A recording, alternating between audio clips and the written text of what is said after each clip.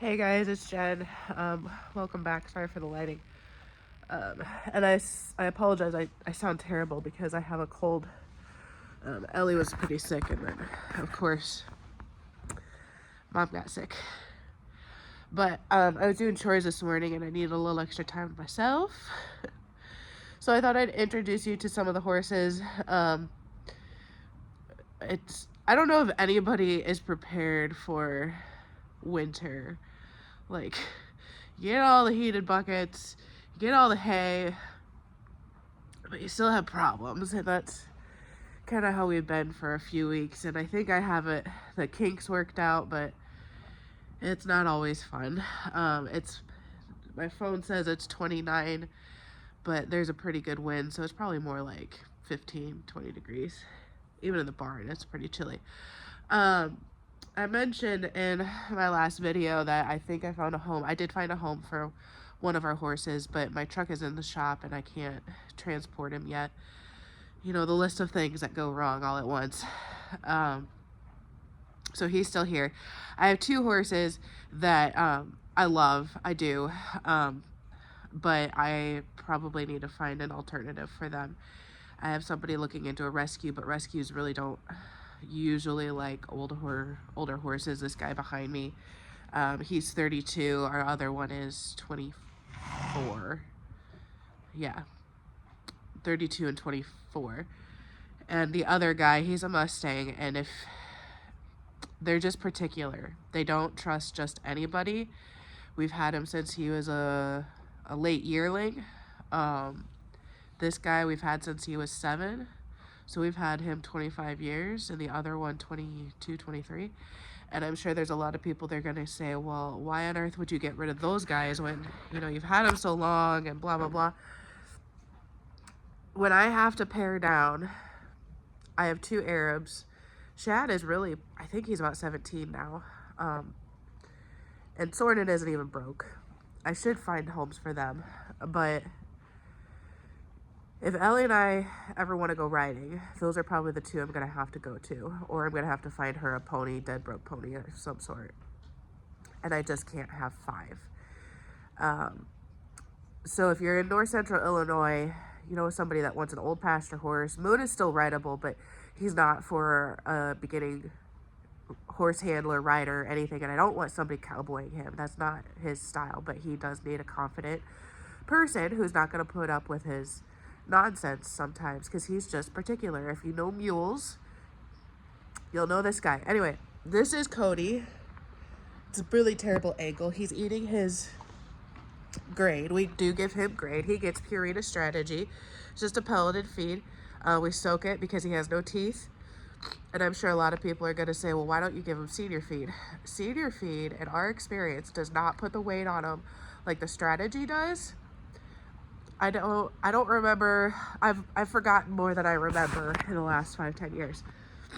I think Strategy has a better starch ratio, or a lower starch, and horses really don't need starch.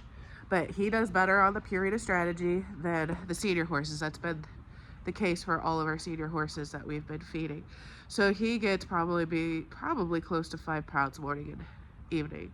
We go through a 50-pound bag about a week. So that's another reason why I gotta probably pair him back, because that's $20 a week of feed, plus the hay that we put into him. He's a good old boy. He's not totally bomb-proof, because I used to say that he kind of taught me how to stay on because he'd spook at everything, and that was probably my fault. The more I'm around horses, the longer I'm around them, the more I realize that it's a lot of the rider and the person's fault than the horse. You know, I wasn't super confident, so he didn't know to be super confident. So if a deer or a turkey blew up by us, he would spin around and I'd have to figure out how to stay on.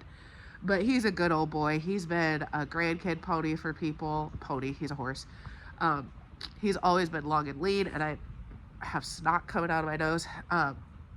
He's a quarter horse, but he doesn't look like a typical quarter horse because he is the long and lean kind. I can't tell you really what his breeding is because it's been so long since I looked at, you know, his breeding. He's getting gray and everything. But that is Cody. He's a good old boy. he's my accident prone one too. He's actually separate from everybody else, one because of the feeding, and two because he would just he's got knocked up so much that a few years ago, before we found a different home for him for a while, he caught himself on a gate latch thing and totally ripped up his flank. It was disgusting. We had to have he was stitched up, but we had to leave a hole for it to drain, and we had to spray it with some stuff to kill the maggots. And every time you sprayed it and squished it, because you had to like press on it and stuff, all these flies would fly out of it. It was gross. So he is by himself. So another thing you'll notice about our place, it's not some pristine barn. We don't clean stalls every day. Sorry, I'll get out of I got snot coming out of my nose like crazy because it's cold. We clean the barn a couple times a year. And I know it's gross. I know I'm probably going to get flack over it. But I grew up with livestock. It's not great for their feet. I understand that. But in my defense, we cleaned out the barn one time. I was cleaning it on a regular basis, and Shad got the worst thrush I have ever seen. I thought I was going to poke through the soles of his foot cleaning him out because it was eating the bottoms of his feet so bad. And that was when I was cleaning everything out. And thrush is like a fungus. It'll just show up wherever. So is this ideal? Absolutely not. But it is what it is. And our guys are absolutely filthy because they go out in the pasture and roll around. So I don't know if they'll let me really mess with them. This is Soren. What do you think? He is named after a horse in one of my favorite books called The Blue Sword by Robin McKinley. And he is actually a kill pen horse. I got him as a late yearling again. He was on his way to Mexico. Went down to Texas, picked him up. Have not broken, he's a dork. He was so small when I got, I thought he was a big guy, but when I got him, he was super small. I'll see if I can find a pic and insert it real quick here. But he's gotten to be a pretty big guy. He's probably 15 hands or so. Really good bone. I did endurance riding, if you don't know, and so I was hoping to turn him into an endurance horse, but have not had the time or means to do that. I need somebody else to break him for me because I don't have the guts to do it anymore.